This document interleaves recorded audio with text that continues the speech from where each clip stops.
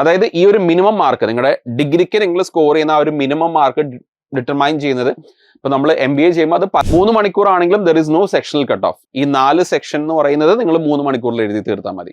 Hello everyone, welcome to Entri MBA exams YouTube ചാനൽ. ഞാൻ നിങ്ങളുടെ എഡ്യൂക്കേറ്റർ ദീപക് ജോസ്. അപ്പോൾ ഈ ഒരു വീഡിയോ ആയിട്ട് ഞാൻ വന്നിരിക്കുന്നത്, പലർക്കും കുറേയധികം കൺഫ്യൂഷൻസ് ഉണ്ട് KMAT എക്സാമിനെ പറ്റി. അപ്പോൾ ഈ ഒരു വർഷത്തെ CAT എക്സാം കുറച്ച് ടഫ് ആയതുകൊണ്ട് തന്നെ പലരും KMAT ഭയങ്കര ആൻറ്റിസിപ്പേഷനോടുകൂടിയാണ് കാത്തിരിക്കുന്നത്. അതുപോലെ തന്നെ കുറെ കൺഫ്യൂഷൻസ് ഉണ്ട്. CUT ആണ് ചില എക്സാംസ് റീപ്ലേസ് ചെയ്യുന്നത്. ഫോർ എക്സാമ്പിൾ ടിസ്നെറ്റ് ഈ വർഷം നടക്കുന്നില്ല, അതിന് പകരം അവർ CUTയുടെ എക്സാം ആണ് കൺസിഡർ ചെയ്യുന്നത് അഡ്മിഷന് വേണ്ടിയിട്ട്. അപ്പോൾ അതുപോലുള്ള കൺഫ്യൂഷൻസ് പലർക്കും ഉണ്ട്. അതുപോലെ തന്നെ പല ക്വറീസും വരുന്നുണ്ട്, KMAT രജിസ്ട്രേഷൻ എന്നാണ് സ്റ്റാർട്ട് ചെയ്യുക മുതലായ കാര്യങ്ങളൊക്കെ ചോദിച്ചിട്ട്. അപ്പോൾ ജസ്റ്റ് ഒരു ഓവർവ്യൂ ആണിത്, നോട്ടിഫിക്കേഷൻ ഇതുവരെ വന്നിട്ടില്ല. ഓക്കെ, അപ്പോൾ KMATന്റെ കേസ് നിങ്ങൾക്ക് അറിയാലോ. KMAT കേരള എന്ന് പറയുന്നത് കേരളത്തിലെ മാനേജ്മെന്റ് സ്കൂളുകൾ അല്ലെങ്കിൽ ബിസിനസ് സ്കൂളുകളിൽ അഡ്മിഷൻ ആയിട്ട് വേണ്ടി നടത്തുന്ന ഒരു എക്സാമാണ്. ഈ ഒരു എക്സാം വെച്ചിട്ട് നമുക്ക് കേരളത്തിന് പുറത്തുള്ള കോളേജുകളിൽ അപ്ലൈ ചെയ്യാനായിട്ട് സാധിക്കില്ലെന്ന് മനസ്സിലാക്കുക ആദ്യമേ തന്നെ. ഓക്കെ, KMAT കണ്ടക്ട് ചെയ്യുന്നത് കമ്മീഷൻ ഓഫ് എൻട്രൻസ് എക്സാം എന്ന് പറയുന്ന കേരള ഗവൺമെന്റിന്റെ ഒരു ബോഡിയാണ്.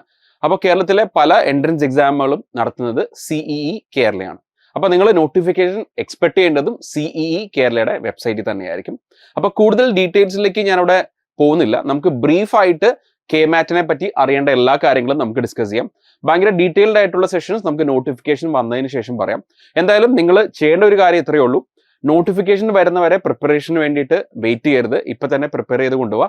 അതിന് വേണ്ടിയിട്ടുള്ള ഒരു ഓവർവ്യൂ ആണ് ഞാൻ അവിടെ തരുന്നത്. ഇപ്പോൾ നോർമലി നമ്മൾ ആന്റിസിപ്പേറ്റ് ചെയ്യുന്നത് നോട്ടിഫിക്കേഷൻ വന്നു കഴിഞ്ഞാൽ 1 മാസത്തിനകം എക്സാം നടക്കാനുള്ള ചാൻസ് ഉണ്ട്. നോട്ടിഫിക്കേഷൻ വന്നു കഴിഞ്ഞാൽ നമുക്ക് രജിസ്ട്രേഷൻ കംപ്ലീറ്റ് ചെയ്യാനും അധികം സമയം കാണാറില്ല നോർമലി. ഓക്കെ, അപ്പോൾ KMAT കേരളയെ പറ്റി നമുക്കൊരു ഗ്ലാൻസിൽ നമുക്കൊന്ന് നോക്കാം. ഞാൻ നേരത്തെ പറഞ്ഞ പോലെ തന്നെ ഈ KMATന്റെ ഒരു ബേസിക് ഐഡിയ എന്ന് പറയുന്നത് കേരള ബേസ്ഡ് ആയിട്ടുള്ള അല്ലെങ്കിൽ കേരളത്തിൽ സിറ്റുവേഷൻ ഉള്ള ബിസിനസ് സ്കൂളുകളിൽ അഡ്മിഷന് വേണ്ടിയിട്ടാണ് ഇത് യൂസ് ചെയ്യുന്നത്. ഇനി ഈ ഒരു എക്സാം വർഷത്തിൽ 2 തവണ നടക്കും. CAT പോലെയല്ല, CAT വർഷത്തിൽ ആകെ 1 തവണ നടക്കാറുള്ളൂ. പക്ഷേ KMAT വർഷത്തിൽ 2 തവണ നടക്കും, സെഷൻ 1 ആൻഡ് സെഷൻ 2. ഓക്കെ, അപ്പോൾ സെഷൻ 1 എന്ന് പറയുന്നത് നോർമലി ഒരു ഫെബ്രുവരി മാർച്ച് ടൈമിലായിരിക്കും നോർമലി നടക്കാറുള്ളത്. ഇതൊരു ഫിക്സ്ഡ് ടൈം ഉള്ള ഒരു എക്സാം അല്ല. അതായത് CATന്റെ പോലെയോ ZATന്റെ പോലെയോ നമുക്ക് ഫിക്സ്ഡ് ആയിട്ട്, ഇപ്പോൾ CATന്റെ കേസ് ആണെങ്കിൽ നവംബറിലെ അവസാനത്തെ ഞായറാഴ്ച എന്ന് പറയാം.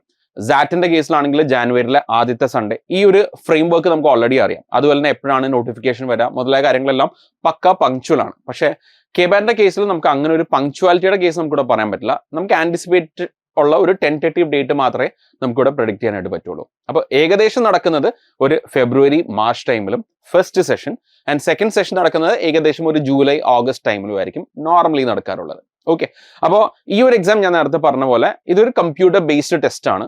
ഓക്കെ, അപ്പോൾ 2024 നിങ്ങൾ എടുക്കുന്ന KMAT എക്സാം, അതായത് ഇപ്പോൾ ഈ പറയുന്ന ഫെബ്രുവരിയിലോ അല്ലെങ്കിൽ മാർച്ചിലോ നടക്കുന്ന എക്സാം ആയാലും ജൂലൈ ഓഗസ്റ്റിലോ നടക്കുന്ന എക്സാം ആയാലും ഈ ഒരു വർഷം അഡ്മിഷന് വേണ്ടിയിട്ട് മാത്രമേ നമുക്ക് ഉപയോഗിക്കാൻ പറ്റുള്ളൂ. അടുത്ത കൊല്ലത്തേക്ക് എനിക്ക് ഉപയോഗിക്കാൻ പറ്റില്ല. അപ്പോൾ ഇതിന്റെ വാലിഡിറ്റി എന്ന് പറയുന്നത് ആ ഒരു വർഷത്തെ അഡ്മിഷന് വേണ്ടിയിട്ട് മാത്രമാണ്. അല്ലാതെ ഒരു വർഷം മൊത്തം, ഫോർ എക്സാമ്പിൾ ഇപ്പോൾ 2024 നിങ്ങൾ ഫെബ്രുവരിയിൽ എഴുതി, അടുത്ത 2025 ഫെബ്രുവരി വരെ നിങ്ങൾക്ക് ഈ ഒരു വാലിഡിറ്റി കിട്ടില്ല. 2024 അഡ്മിഷൻ ക്ലോസ് ചെയ്യുമ്പോൾ ഇതിന്റെ ആ ഒരു വാലിഡിറ്റി അവസാനിക്കുകയും ചെയ്യും. അപ്പോൾ അത് ആദ്യം മനസ്സിലാക്കുക.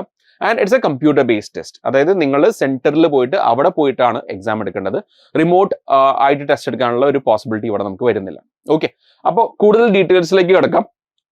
നമുക്കിവിടെ സെക്ഷൻസ് നോക്കുവാണെങ്കിൽ നമ്പർ ഓഫ് സെക്ഷൻസ് 4 സെക്ഷൻസ് ആണ് നമുക്കുള്ളത്. ഓക്കെ, അതിനെപ്പറ്റി ഞാൻ ഡീറ്റെയിൽഡ് ആയിട്ട് പറയാം. ദെൻ ഇവിടെ നോക്കുവാണെങ്കിൽ ഇതൊക്കെയാണ് നമുക്ക് കൊടുത്തിരിക്കുന്ന സെക്ഷൻസ്. അപ്പോൾ ജസ്റ്റ് ഒന്ന് നോക്കാം, ഓടിച്ചിട്ട് നോക്കാം എന്തൊക്കെയാണ് ഇവിടെ വരുന്നത്. CAT നമുക്കറിയാം 3 സെക്ഷൻസ് ആണ് വരുന്നത്. പക്ഷെ ഇവിടെ 4 സെക്ഷൻസ് ഉണ്ട്. ഒരു എക്സ്ട്രാ സെക്ഷൻ എന്ന് പറയുന്നത് general knowledge and business scenario ആണ്. ഓക്കെ, ഇത് കുറെ കൊല്ലങ്ങളായിട്ട് ഫോളോ ചെയ്യുന്ന പാറ്റേൺ ആണ്. ചേഞ്ച് വരാം, അത് നമുക്ക് നോട്ടിഫിക്കേഷൻ വന്നതിന് ശേഷം മാത്രമേ കറക്റ്റ് ആയിട്ട് നമുക്ക് പറയാൻ പറ്റുള്ളൂ. എന്നാലും ഇതാണ് മോസ്റ്റ്ലി ആന്റിസിപ്പേറ്റഡ് ആയിട്ടുള്ള സെക്ഷൻ എന്ന് പറയുന്നത്. ഓക്കെ, അപ്പോൾ ഫസ്റ്റ് നമുക്ക് English language and reading comprehension വരുന്നുണ്ട്. അതുകൂടാതെ സെക്കൻഡ് സെക്ഷൻ ആയിട്ട് നമുക്ക് ക്വാണ്ടിറ്റേറ്റീവ് എബിലിറ്റി വരുന്നുണ്ട്. And third section data sufficiency and logical reasoning. And the fourth section is general knowledge and business scenario. അപ്പൊ ഇതാണ് നമുക്ക് വരുന്ന 4 സെക്ഷൻസ് എന്ന് പറയുന്നത്. ഇനി ഈ ഒരു എക്സാം നമുക്കൊരു 3 മണിക്കൂറിന്റെ എക്സാം ആണ്, 3 hour എക്സാം ആണ്. അതുപോലെ തന്നെ ഇവിടെ സെക്ഷണൽ ആയിട്ടുള്ള ടൈം ലിമിറ്റ് വരുന്നില്ല. ഇപ്പൊ CATന്റെ കേസിലാണെങ്കിൽ നമുക്ക് 40 മിനിറ്റ് കഴിഞ്ഞാൽ അടുത്ത സെക്ഷനിലേക്ക് പോകണമല്ലോ. ഇവിടെ അങ്ങനെ ഒരു ടൈം ലിമിറ്റ് ഇല്ല. ഈ മൊത്തത്തിലുള്ള 3 മണിക്കൂർ ഈ പറയുന്ന 4 സെക്ഷൻസ് നിങ്ങൾക്ക് ആൻസർ ചെയ്യാനായിട്ട് എടുക്കാം. സോ നിങ്ങൾ സ്ട്രോങ് ആയിട്ടുള്ള ഏരിയയിൽ ഫോക്കസ് ചെയ്താലും നമുക്ക് ഇവിടെ CATന്റെ പോലെ സെക്ഷണൽ കട്ട് ഓഫിന്റെ സെനാരിയോ ഒന്നും വരുന്നില്ല. ഓവറോൾ കട്ട് ഓഫ് മാത്രമേ ആക്ച്വലി വരുന്നുള്ളൂ. So there is no sectional cut off. അതായത് ഇതിന്റെ ഒരു അഡ്വാൻറ്റേജ് എന്ന് പറഞ്ഞാൽ നിങ്ങൾ ക്വാണ്ടിൽ സ്ട്രോങ് ആണെങ്കിൽ അത് മാത്രം ഫോക്കസ് ചെയ്താൽ മതി. ഓക്കെ, അല്ലെങ്കിൽ വെർബൽ എബിലിറ്റി സ്ട്രോങ് ആണെങ്കിൽ അത് മാത്രം ഫോക്കസ് ചെയ്താൽ മതി. അത് മാത്രമെന്നല്ല പറയുന്നത്, you have to master that. ബാക്കിയെല്ലാം ഒരു ഈസി ടു മീഡിയം ക്വസ്റ്റൻസ് നിങ്ങൾക്ക് എന്തായാലും ആൻസർ ചെയ്യാൻ പറ്റുമല്ലോ. So you can easily meet the cut of.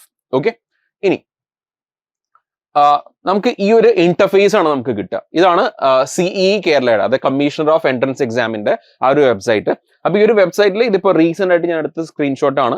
ഇവിടെ നമുക്ക് നോട്ടിഫിക്കേഷൻ വരുന്ന മുറയ്ക്ക് ഇവിടെ ഈ ഒരു എന്താ പറയാ, ഈ ഒരു ഗ്രീൻ കളർ കണ്ടിട്ടുണ്ടാവുമല്ലോ, ഈ ഒരു റോളിംഗ് സ്ക്രോളിൽ നിങ്ങൾക്ക് ഇവിടെ കാണാൻ പറ്റും. അപ്ഡേറ്റഡ് ആയിട്ടുള്ള കാര്യങ്ങളാണെങ്കിൽ അത് ഇവിടെ ലിസ്റ്റ് ചെയ്യും. പിന്നെ നമുക്ക് ഓപ്ഷൻസ് ഉണ്ടാവും, അത് എങ്ങനെയാണ് അപ്ലൈ ചെയ്യേണ്ടത്, രജിസ്റ്റർ ചെയ്യേണ്ടത്. അപ്പൊ ആദ്യം ഒരു രജിസ്ട്രേഷൻ പ്രോസസ്സ് ഉണ്ടാവും.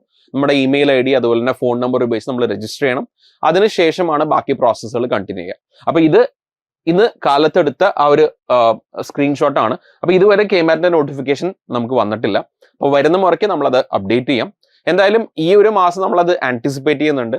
അത് എത്രത്തോളം വൈകും എന്നുള്ള കാര്യം നമുക്ക് ഉറപ്പില്ല. കഴിഞ്ഞ കൊല്ലം എനിക്ക് തോന്നുന്നു നടത്തിയത് ഫെബ്രുവരി 9 ആയിരുന്നു എക്സാം നടന്നത്.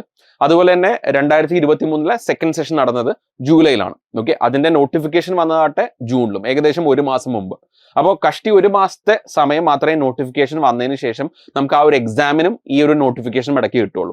ഇനി ആ രജിസ്ട്രേഷൻ നമുക്ക് എനിക്ക് തോന്നുന്നു ഒരു 15 days പോലും ഇല്ലായിരിക്കും. അതിൽ കുറവ് സമയം മാത്രമേ കഴിഞ്ഞ സെഷൻ 2 സമയത്ത് രജിസ്ട്രേഷൻ നമുക്ക് അവൈലബിൾ ആയിട്ടുണ്ടായിരുന്നുള്ളൂ, from the notification till the registration. അപ്പോൾ ശ്രദ്ധിച്ചിരിക്കുക, നോട്ടിഫിക്കേഷൻ വരുന്ന മാർക്ക് എത്രയും പെട്ടെന്ന് തന്നെ രജിസ്റ്റർ ചെയ്യാനായിട്ട് നോക്കുക. ഓക്കെ, ഇനി കൂടുതൽ ഡീറ്റെയിൽസിലേക്ക് പോവാം. ഇമ്പോർട്ടൻ്റ് ആയിട്ടുള്ള കുറെ ഡേറ്റ്സുകളുടെ കാര്യം നമുക്ക് നോക്കാം. അപ്പൊ ഞാൻ നേരത്തെ പറഞ്ഞ പോലെ തന്നെ സ്റ്റാർട്ടിങ് ഏകദേശം ജാനിൽ നമ്മൾ ആന്റിസിപ്പേറ്റ് ചെയ്യുന്നുണ്ട്. ആൻഡ് അതിന്റെ സബ്മിഷൻ ഒന്നെങ്കിൽ ഇപ്പൊ ജാൻ സെക്കൻഡ് വീക്കിൽ നമ്മൾ എക്സ്പെക്ട് ചെയ്യുകയാണെങ്കിൽ ഏകദേശം ജാൻ അവസാനത്തോടുകൂടി ആ രജിസ്ട്രേഷൻ ക്ലോസ് ചെയ്യും. അതിൽ ഇത് വൈകും തോറും കുറച്ചും കൂടി ഡീറ്റെയിൽ ആയിട്ട് നമുക്ക് ചിലപ്പോൾ ഫെബ്രുവരി വരെ എക്സ്റ്റെൻഡ് ചെയ്ത് കിട്ടാൻ ചാൻസ് ഉണ്ട്. ദെൻ അഡ്മിറ്റ് കാർഡ് നമുക്ക് ഡൗൺലോഡ് ചെയ്യാനായിട്ട് ഏകദേശം ഫെബ്രുവരിയിൽ തന്നെ സാധിക്കും, ഏകദേശം ഒരാഴ്ച മുമ്പ് എന്തോ. ഓക്കെ, ദെൻ എക്സാം ഡേറ്റ് ഫെബ്രുവരി ആന്റിസിപ്പേറ്ററി ആണ്. ആൻഡ് റിസൾട്ട് അല്ലെങ്കിൽ ആൻസർ കീ വരുന്നത് ഫെബ്രുവരി അവസാനത്തോടുകൂടി നമുക്ക് പ്രതീക്ഷിക്കാം. ആൻഡ് മാർച്ചിലാവുമ്പോഴേക്കും നമുക്ക് അതിന്റെ റിസൾട്ട് നമുക്ക് കിട്ടും. അതായത് സ്കോർ അവർ പബ്ലിസൈസ് ചെയ്യും നമ്മുടെ വെബ്സൈറ്റിൽ, CE കേരളയുടെ വെബ്സൈറ്റിൽ തന്നെ അത് അനൗൺസ് ചെയ്യുന്നതായിരിക്കും. എൻറ്റയർ മൊത്തം KMAT എഴുതിയ ആളുകളുടെ സ്കോർ നിങ്ങൾക്ക് അവിടെ കാണാനായിട്ട് സാധിക്കും. ഓക്കെ, അപ്പോൾ നോർമലി ഇതാണ് ഒരു ടെൻറ്റേറ്റീവ് ഡെഡ് ലൈൻ നമുക്ക് പറയാൻ പറ്റുക. ഇനി ഇതിന്റെ കൂടുതൽ ഡീറ്റെയിൽസിലേക്ക് നമ്മൾ പോകുമ്പോൾ ഫീസിന്റെ കേസ് വരുമ്പോൾ general category and OBC കാറ്റഗറിക്ക് 1000 rupees ആണ് രജിസ്ട്രേഷൻ ഫീസ് വരിക. ആൻഡ് SC/ST കാറ്റഗറിക്ക് 750 rupees ആണ്. ഇതാണ് ലാസ്റ്റ് ഇയറിൽ നമുക്ക് ഉണ്ടായിട്ടുള്ള ഫീസ് എന്ന് പറയാം. ഇനി എലിജിബിലിറ്റിയുടെ കേസ് നോക്കുവാണെങ്കിൽ, അപ്പോൾ എലിജിബിലിറ്റി ആരൊക്കെ എഴുതാനായിട്ട് സാധിക്കും. ഇപ്പൊ നാഷണാലിറ്റി പറയുന്നത് Indians and non Indians are eligible to apply, but only Keralite candidates are eligible for all type of reservation and fee concessions. അപ്പോൾ ആർക്ക് വേണമെങ്കിലും അപ്ലൈ ചെയ്യാം. പക്ഷേ ഈ പറയുന്ന റിസർവേഷൻസും അതുപോലെ തന്നെ ഫീ കൺസെഷൻസ് ഒക്കെ വേണമെങ്കിൽ you have to be a Keralite. Okay, and അടുത്തത് എഡ്യൂക്കേഷണൽ ക്വാളിഫിക്കേഷൻ ആണ് പറയുന്നത്. അപ്പോൾ എഡ്യൂക്കേഷണൽ ക്വാളിഫിക്കേഷനിൽ നമുക്ക് candidate should have completed the bachelor's degree of minimum 3 years duration. ഇപ്പം മിനിമം 3 വർഷമെങ്കിലും ഡ്യൂറേഷൻ ഉള്ള ബാച്ചിലേഴ്സ് ഡിഗ്രി കംപ്ലീറ്റ് ചെയ്യണം. ഓക്കെ, അത് ആർട്സ് ആവാം, സയൻസ് ആവാം, എഞ്ചിനീയറിംഗ്, കൊമേഴ്സ്, എന്ത് വേണമെങ്കിലും ആവാം. ആൻഡ് ആ ഒരു എലിജിബിലിറ്റി ക്രൈറ്റീരിയ മീറ്റ് ചെയ്യുന്ന ഏതൊരു ഡിഗ്രിയും സാറ്റിസ്ഫൈ ചെയ്താൽ മതി. ഓക്കെ, ആൻഡ് കൂടുതൽ കണ്ടീഷൻസിലേക്ക് പോവാം. നമുക്ക് ഇവിടെ നോക്കുമ്പോൾ ഏജ് ക്രൈറ്റീരിയ, ഇപ്പോൾ ഏജ് ക്രൈറ്റീരിയ നമുക്ക് കാറ്റിന്റെ പോലെ തന്നെ there is no pre defined age criteria. Okay, and minimum mark എന്ന് പറയുന്നത് ഇപ്പോൾ candidate should have attain the minimum mark as stipulated for the admission to MBA course by the respective universities to which the candidate wishes to apply. അതായത് ഈ ഒരു minimum mark നിങ്ങളുടെ ഡിഗ്രിക്ക് നിങ്ങൾ score ചെയ്യുന്ന ആ ഒരു മിനിമം മാർക്ക് ഡിറ്റർമൈൻ ചെയ്യുന്നത്, ഇപ്പൊ നമ്മൾ MBA ചെയ്യുമ്പോൾ അത് പല യൂണിവേഴ്സിറ്റിയിൽ അഫിലിയേറ്റഡ് ആയിട്ടുള്ള ക്യാമ്പസുകളായിരിക്കും. ചിലപ്പോൾ കേരള യൂണിവേഴ്സിറ്റി ഉണ്ടാവും, അല്ലെങ്കിൽ MG യൂണിവേഴ്സിറ്റി ഉണ്ടാവും. അപ്പൊ അവരെന്താണോ പറയുന്നത് ആ കണ്ടീഷൻ നമ്മൾ മീറ്റ് ചെയ്യേണ്ടി വരും. ഇപ്പോൾ 60% ആണെങ്കിൽ 60, 55% മതിയെങ്കിൽ 55%. അത് യൂണിവേഴ്സിറ്റിയാണ് ഡിറ്റർമൈൻ ചെയ്യുന്നത്. ഓക്കെ, ആൻഡ് ഗ്രാജുവേറ്റിംഗ് കാൻഡിഡേറ്റ്സിന്റെ കേസിൽ, അതായത് 2024 ഗ്രാജുവേഷൻ കംപ്ലീറ്റ് ചെയ്യുന്ന കാൻഡിഡേറ്റ്സ് ആണെങ്കിൽ അവർക്ക് അപ്ലൈ ചെയ്യാവുന്നതാണ് എക്സാമിന്, given that you have to meet the ഈ പർട്ടിക്കുലർ കണ്ടീഷൻ. അതായത് ആ റിസൾട്ട് ഡിക്ലെയർ ആയിരിക്കണം അഡ്മിഷന്റെ സമയത്ത്, കോളേജ് അഡ്മിഷന്റെ സമയത്ത്, MBAയുടെ അഡ്മിഷന്റെ സമയത്ത് ഈ നിങ്ങൾ ഇപ്പോൾ ചെയ്യുന്ന ഗ്രാജുവേഷന്റെ റിസൾട്ട് ഡിക്ലെയർ ആയിരിക്കണം. സർട്ടിഫിക്കറ്റ് സബ്മിറ്റ് ചെയ്യാനുണ്ട്. ഗ്രാജുവേറ്റ് ആണെങ്കിൽ മാത്രമേ ഈ പർട്ടിക്കുലർ എന്താ പറയുക അഡ്മിഷൻ നമുക്ക് കിട്ടുള്ളൂ. അപ്പോൾ ഗ്രാജുവേറ്റിംഗ് കാൻഡിഡേറ്റ്സിനും ഈ ഒരു എക്സാം എഴുതാം. അപ്പോൾ 2024 നിങ്ങൾ കോഴ്സ് കംപ്ലീറ്റ് ചെയ്യുന്ന കാൻഡിഡേറ്റ്സ് ആണെങ്കിൽ okay you can register for the exam, write the exam. And അഡ്മിഷന്റെ സമയത്ത്, അഡ്മിഷൻ എന്ന് പറയുന്നത് ഇപ്പോഴായിരിക്കില്ല, ഒരു മെയ് ജൂൺ ടൈമിലൊക്കെ ആയിരിക്കും. ആ സമയമാകുമ്പോഴേക്കും you should be a graduate. Okay, and ബാക്കി കാര്യങ്ങളിലേക്ക് പോവാം. അപ്പൊ നമുക്കിവിടെ എക്സാം ഡ്യൂറേഷൻ വരുന്നത് 3 മണിക്കൂറാണ്. ഇപ്പൊ കാറ്റിന്റെ കേസിൽ നമുക്ക് 2 മണിക്കൂറായിരുന്നല്ലോ, ഇവിടെ 3 മണിക്കൂറുണ്ട്. Okay, and mode of the exam ഞാൻ നേരത്തെ പറഞ്ഞു, കമ്പ്യൂട്ടർ ബേസ്ഡ് ടെസ്റ്റ് ആണ്. 3 മണിക്കൂറാണെങ്കിലും there is no sectional cut off. ഈ 4 സെക്ഷൻ എന്ന് പറയുന്നത് നിങ്ങൾ 3 മണിക്കൂറിൽ എഴുതി തീർത്താൽ മതി. ഓക്കെ, കൂടുതൽ ഡീറ്റെയിൽഡ് ആയിട്ട് നമുക്ക് പോവാം. ഇതിന്റെ സിലബസ് എന്ന് പറയുന്നത്, ഇപ്പോൾ സിലബസ് പ്രോപ്പർ ആയിട്ട് നമുക്ക് KMATന്റെ നോട്ടിഫിക്കേഷനിൽ പറയുന്നില്ല. ഇത്രയും കാര്യം മാത്രമേ പറയുന്നുള്ളൂ, 10+2 കരിക്കുലം ആണ്. സോ ഇറ്റ്സ് നോട്ട് എന്താ പറയുക, ഒരു ഫിക്സ്ഡ് സിലബസ് അല്ല. ഇതിൽ നിന്ന് എന്ത് വേണമെങ്കിലും ചോദിക്കാം ബേസിക്കലി. ഓക്കെ, അപ്പോൾ be prepared for it. And ഇതൊരു ഫിക്സഡ് പാറ്റേൺ ആയിരിക്കില്ല, ഇതിന്റെ പാറ്റേണിൽ വെയിറ്റേജ് വരുന്നത് ചേഞ്ച് ചെയ്തുകൊണ്ടിരിക്കും.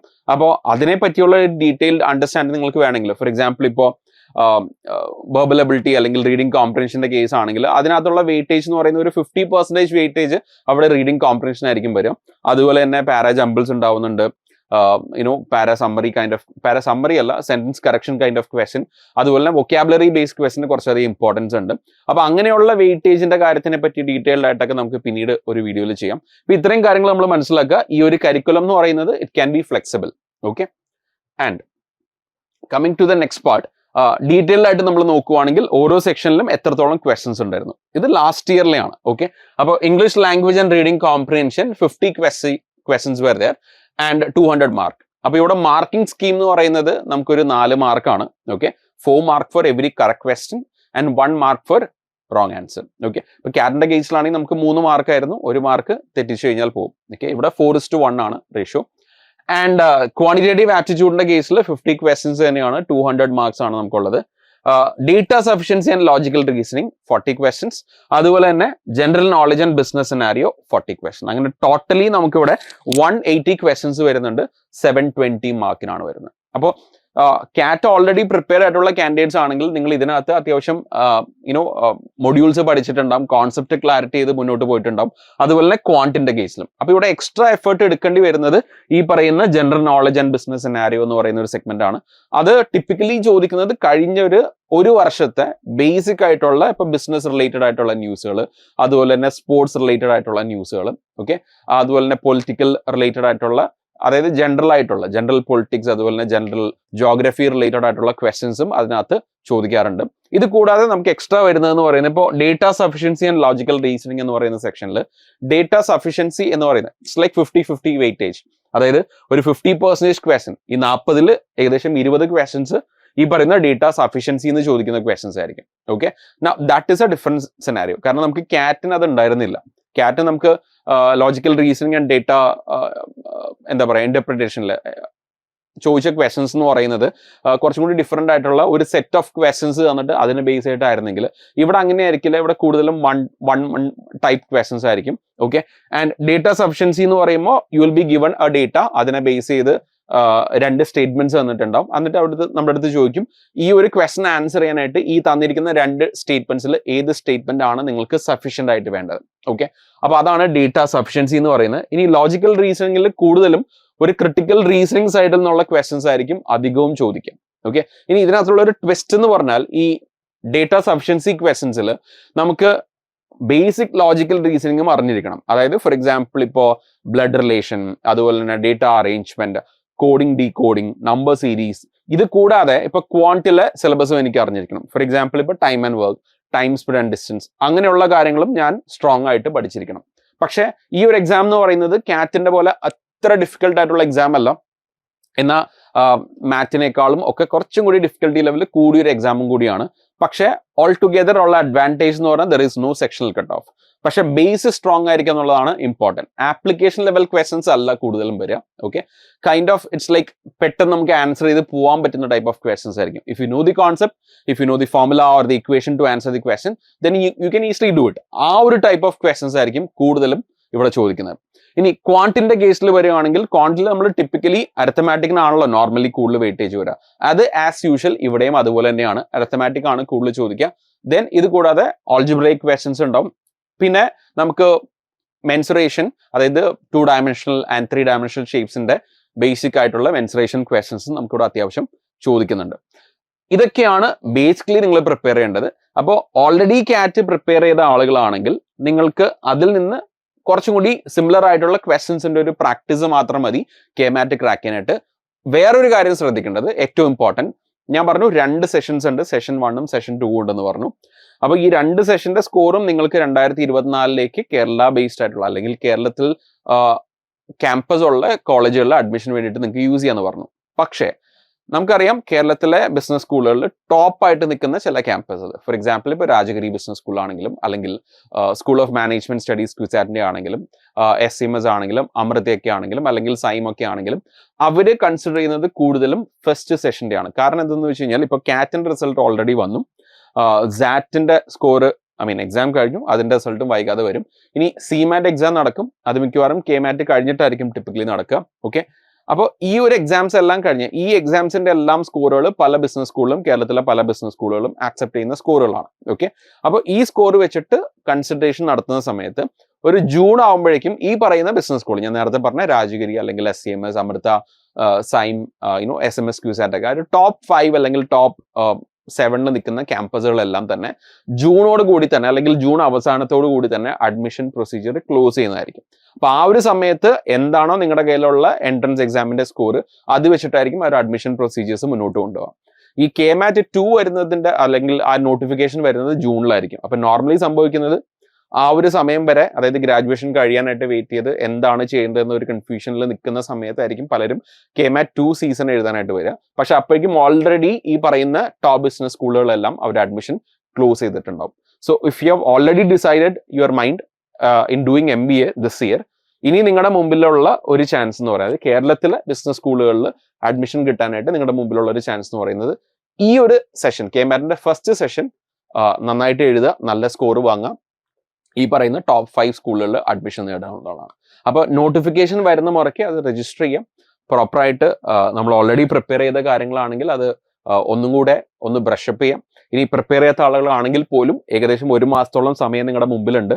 അത് വെച്ചിട്ട് ഈ പറയുന്ന കാര്യങ്ങളെല്ലാം പ്രിപ്പയർ ചെയ്ത് കഴിഞ്ഞാൽ നിങ്ങൾക്ക് ഈസി ആയിട്ട് കട്ട് ഓഫ് സ്കോർ മീറ്റ് ചെയ്യാന്നുള്ളത്. അപ്പം നോർമലി കട്ട് ഓഫ് സ്കോർ എന്ന് പറയുന്നത് ഏകദേശം ഒരു 10% ആയിരിക്കും വരാം. അതായത് ഇപ്പോൾ ഓവറോൾ മാർക്ക് 720 ആണെങ്കിൽ അതിന്റെ 10%, അതായത് 72 മാർക്സ് ഉണ്ടെങ്കിൽ you will meet the cut off. Okay, അപ്പൊ ആ കട്ട് ഓഫ് മീറ്റ് ചെയ്ത് കഴിഞ്ഞാൽ you can apply for colleges. ഇനി ഇവിടെ ഒരു കാര്യം ശ്രദ്ധിക്കേണ്ടത്, കാറ്റിന്റെ പോലെ നമ്മൾ കാറ്റ് രജിസ്റ്റർ ചെയ്യുന്ന സമയത്ത് IIMs നമ്മൾ സെലക്ട് ചെയ്ത് കൊടുത്തു, അതായത് ഈ പർട്ടിക്കുലർ കോഴ്സിന് എനിക്ക് ചേരണം എന്ന് പറഞ്ഞാൽ. ഇവിടെ അങ്ങനെ ഒരു പോസിബിലിറ്റി ഇല്ല. ഈ സ്കോർ വെച്ചിട്ട് നിങ്ങൾക്ക് ഇൻഡിവിജ്വലി ഓരോ കോളേജിലും സെപ്പറേറ്റ് ആയിട്ട് അപ്ലൈ ചെയ്യേണ്ടി വരും. ഇപ്പൊ രാജഗിരിയിൽ നിങ്ങൾക്ക് അഡ്മിഷൻ വേണമെങ്കിൽ രാജഗിരിയുടെ വെബ്സൈറ്റിൽ പോയിട്ട് നിങ്ങൾ സെപ്പറേറ്റ്ലി അപ്ലൈ ചെയ്യണം. അപ്പോൾ ഓരോ കോളേജിനും ഇതുപോലെ സെപ്പറേറ്റ് ആയിട്ട് നിങ്ങൾ അപ്ലൈ ചെയ്യേണ്ടി വരും. അതാണ് ഇവിടെ ഒരു വ്യത്യാസം എന്ന് പറയുന്നത്. അപ്പോൾ ഏകദേശം KMATനെ പറ്റിയുള്ള ഒരു ഓവർവ്യൂ നിങ്ങൾക്ക് കിട്ടിയെന്ന് വിചാരിക്കുന്നു. എക്സാമിന്റെ ഡേറ്റിന്റെ കാര്യത്തിലും സിലബസിനെ പറ്റിയും ടൈമിനെ പറ്റിയും എല്ലാ കാര്യങ്ങളും. ഇനി കൂടുതൽ ഡീറ്റെയിൽസ് വേണമെന്നുണ്ടെങ്കിൽ സിലബസ് വൈസ് ആയിട്ട് അല്ലെങ്കിൽ ഓരോ ടോപ്പിക് വൈസ് ആയിട്ട് നിങ്ങൾക്ക് ഡീറ്റെയിൽസ് വേണമെന്നുണ്ടെങ്കിൽ ഈ വീഡിയോയ്ക്ക് താഴെ നിങ്ങൾക്ക് കമന്റ് ചെയ്യാവുന്നതാണ്. അതനുസരിച്ച് നമുക്ക് വീഡിയോസ് ചെയ്യാം. Okay, so that's it in this particular session. ഞാൻ ഈ ഒരു കാര്യം കൂടി നേരത്തെ പറഞ്ഞ കാര്യം തന്നെയാണ്. So I'm just skipping it. Marking സ്കീമിനെ പറ്റി പറഞ്ഞിട്ടുണ്ട്, നെഗറ്റീവ് മാർക്കിനെ പറ്റി പറഞ്ഞിട്ടുണ്ടായിരുന്നു. അപ്പോൾ കറക്റ്റ് ക്വസ്റ്റൻ ആണെങ്കിൽ നിങ്ങൾക്ക് 4 മാർക്ക് കിട്ടും, റോങ് ക്വസ്റ്റൻ ആണെങ്കിൽ 1 മാർക്ക് കുറയ്ക്കുകയും ചെയ്യും. Okay, and if you are not attempting any question there won't be any negative marking as well. Okay, so that's it. Any questions, feel free to comment. Thank you.